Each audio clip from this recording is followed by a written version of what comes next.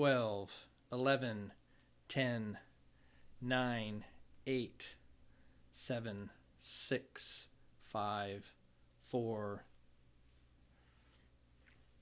Welcome to FAQ Friday. I'm Andrew Beach. I'm a teacher of self-education. I help professionals communicate their value to find great opportunities faster, whether you're working or not.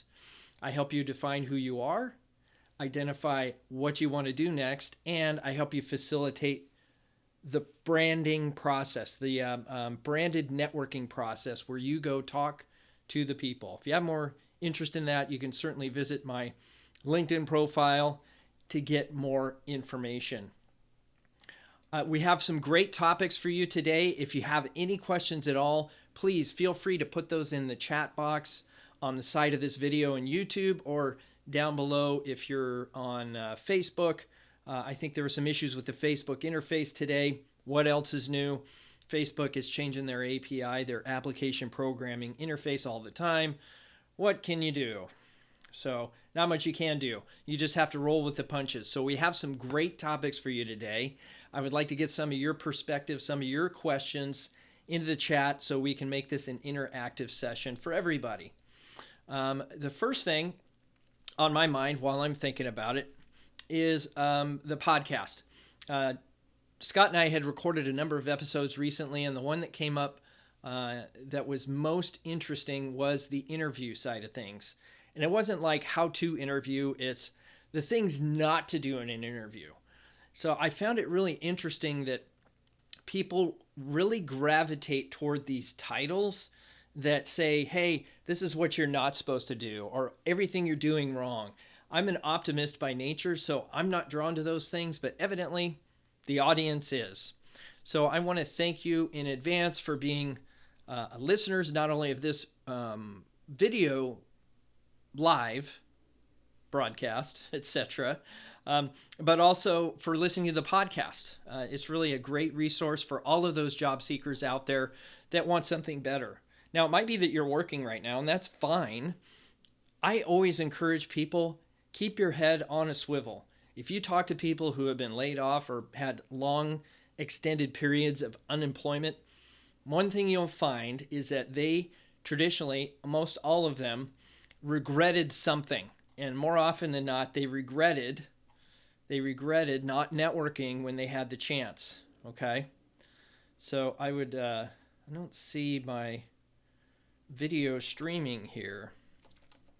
So let's make sure we're live on the dashboard. Yeah, it says I'm online. So let me go over and check. I wanted to post the, there it is. I wanted to post the link over on LinkedIn, but for some reason it took a while there for this thing to pop up. So I will go ahead and grab that. While you're at it, leave a comment down below. Ask me any questions you like related to interviewing, finding jobs, getting promoted, communicating through branding, how to differentiate yourself, looking for jobs in a new community, whatever that looks like. If there's anything at all that you're challenged with, please let me know in the chat any questions that you have at the top of your mind. We have a number of topics we'll be covering here today, but I want to get your perspective as well. So we'll go ahead and post this on LinkedIn and make sure everybody is joining us today. Okay? Welcome again. I'll have to keep this open because unfortunately LinkedIn is not integrated yet to this particular, let's see, copy post. There we go. So I'll keep the LinkedIn tab open. If you have questions, I'll go ahead and put them in there. I'm happy to answer just in case some questions come in. So back to the question at hand here, and that, or the observation that I had at hand here, and that was why do people focus on the negative part of things? I'm kind of an optimist at heart.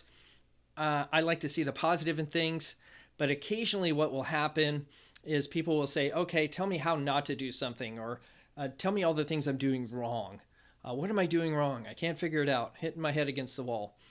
So this next episode that's coming out, I'll be editing it over the weekend. I'm really excited to share it with you, is actually the 12 things you should never put on your resume. So this is really kind of a step-by-step checklist of things to consider that you should maybe audit your resume and make sure those things aren't on there. So that's going to be, I think, episode 52 or 53. I'll leave the link down in the show notes here for YouTube. And I'll do my best to get them over on the other channels. I'm also broadcasting on Periscope as well as Facebook. Hopefully, their API was down just a moment ago. So some themes that I'm seeing this week. So go ahead and leave your questions in the chat if you have any. Let me know where you're joining from. That would be helpful as well.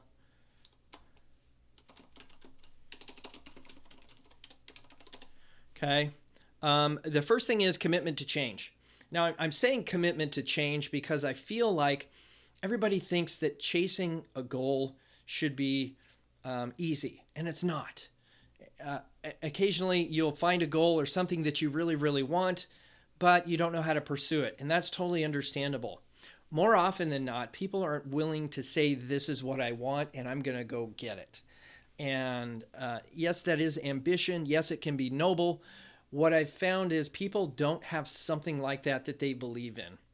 And that's really a tragedy.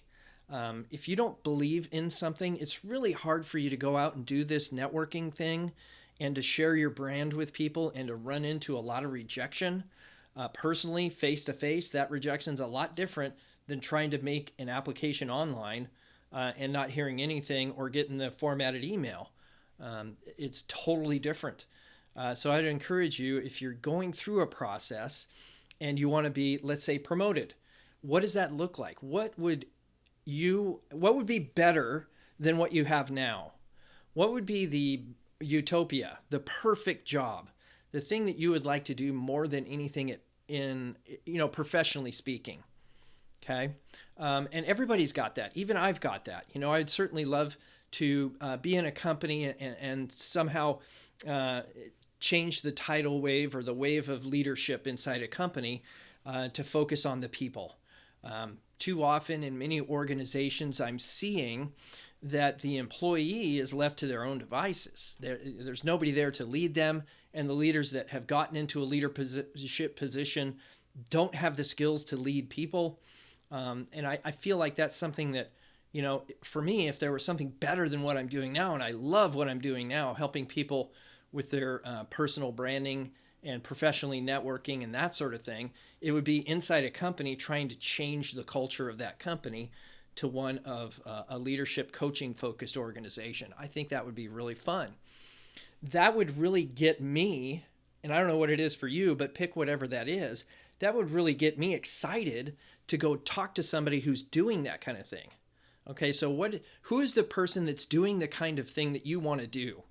I would look at it that way. Go find that person. Go have that conversation. Ask them a lot of questions. Take notes. In fact, make it the year of that. If you had a 6-month or 12-month period where you could say, you know what, I'm going to make the next 6 months or next 3 months about just finding that. And the reason this topic came up, and I think it's important to note this, is that some people are not committed to change. They feel like they're stuck in a situation. And if that's you, where you feel like you're in a job and you're stuck there and you're maybe making decisions based on fear of not having a job, that's going to create a lot of anxiety and stress that's unnecessary. Recognize that the job you have is great. It's everything that you need right now, but it's not your permanent place of that you're going to stay.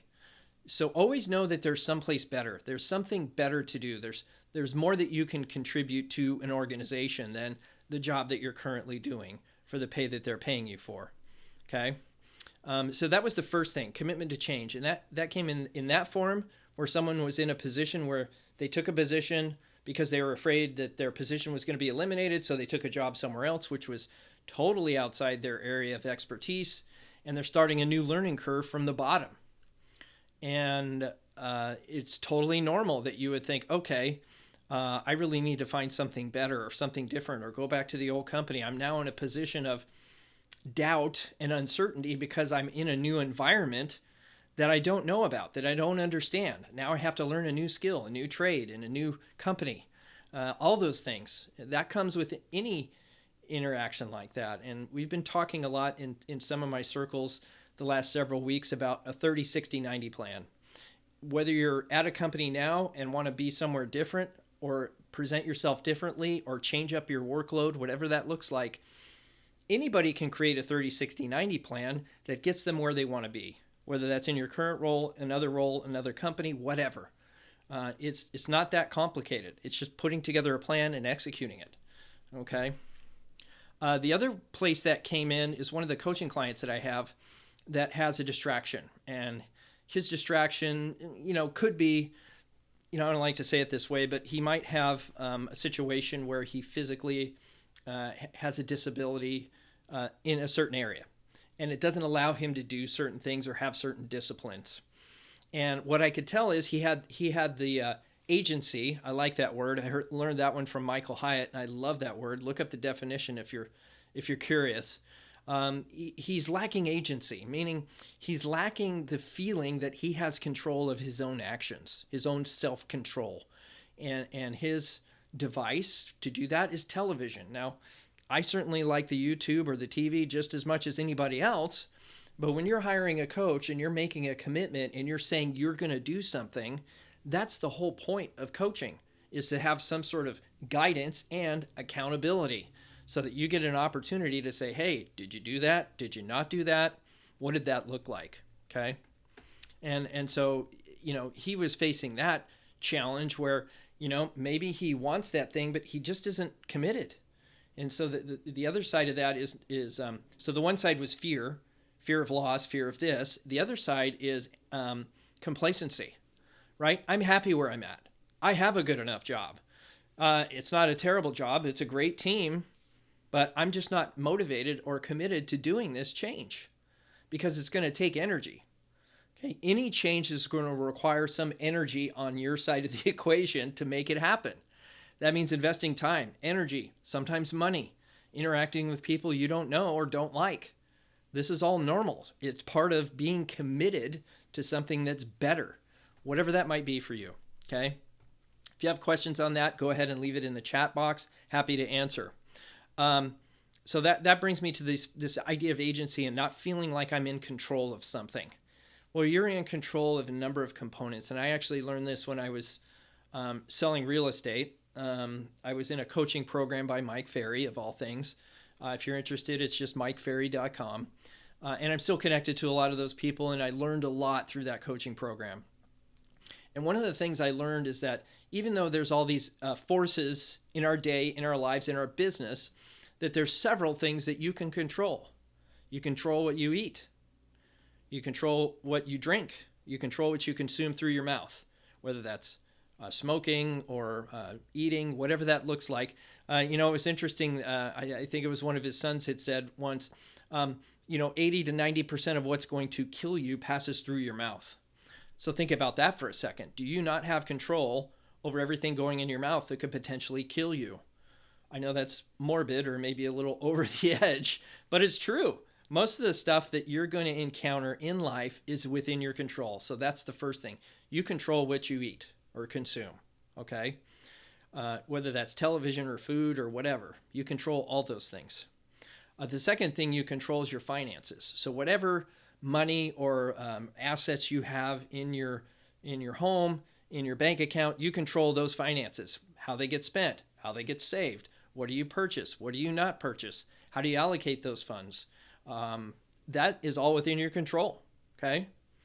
The other thing that you control is the movement of your body, okay? So I know some of you may have limitations. That's not what I'm talking about, but you do have control of your body, which means, you can exercise, you can walk, you can sit, you can stand. You control your body, okay? And your environment. Okay, so that was the thing that I always got stuck on. I knew all those other ones, right? I control this, I control that, but the other one was my environment.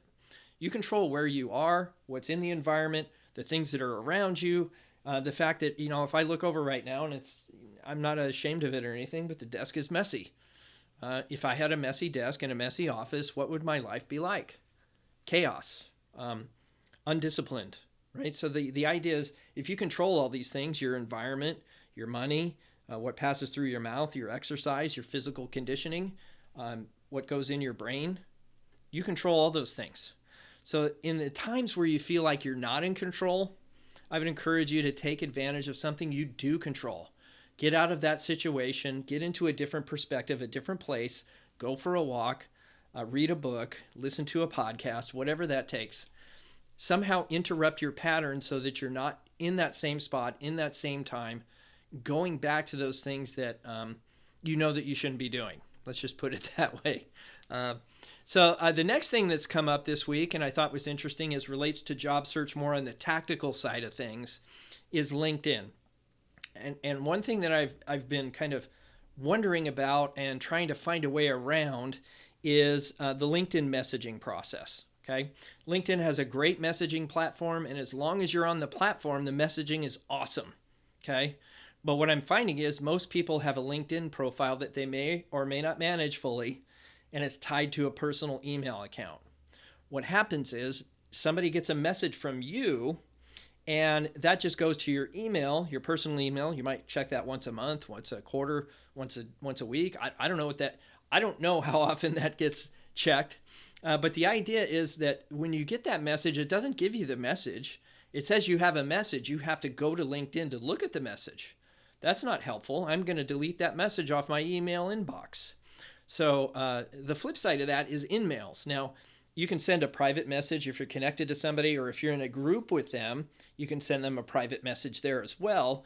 But with InMails, it comes to your email inbox like an email. It has a subject. It has text. The message is right there.